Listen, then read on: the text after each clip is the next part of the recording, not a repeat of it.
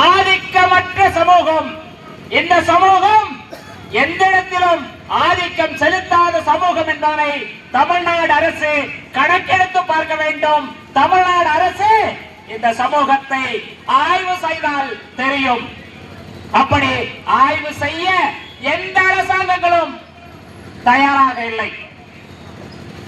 இந்த நாட்டில் அனைத்து குடிமக்களும் சமநீதி பெற வேண்டும், சமூக நீதி பெற வேண்டும் என்று அனைத்து அரசியல் கட்சிகளும் சொல்லுகிறார்கள். உண்மைதான், சொல்லப்படுகிறது. உண்மை என்று சொன்னால் இந்த தொட்டி நாயக்கர் சமூகத்தை, இந்த தொட்டி நாயக்கர் சமூகம் எந்த அளவுக்கு எப்படி வாழ்ந்து கொண்டிருக்கின்றார்கள் என்று சொல்லி ஒரு ஆணையத்தை அமைத்து நீங்கள் ஆராய்ந்து பார்த்தீர்கள் என்று சொன்னால் இந்த சமூகத்தின் மீதா நாம் வழக்கு தொடுக்கிறோம் என்று நீங்கள் மனசாட்சி, உங்களுடைய மனசாட்சியை உங்களுக்கு சொல்லும்.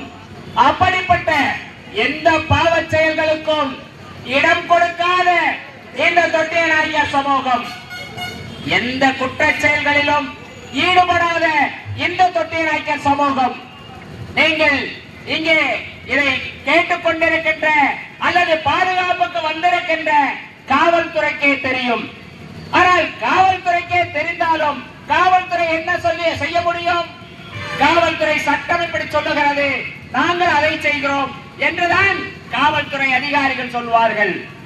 நாங்கள் சொல்லுவதெல்லாம் பிசிஆர் சட்டத்தை பயன்படுத்தி ஒரு வழக்கு பதியப்படும் என்று சொன்னால் அந்த வழக்கு தவறான வழக்கு என்று அது நிரூபணமானால் அந்த வழக்கை கொடுத்தவர் மீது நீங்கள் வழக்கு தொடுத்து அல்லது கடுமையான தண்டனைக்கு ஆளாக்குவீர்கள் என்று சொன்னால் இது மாதிரியான பொய் வழக்குகள் வராது என்பதைத்தான் தமிழ்நாடு வீரவாணி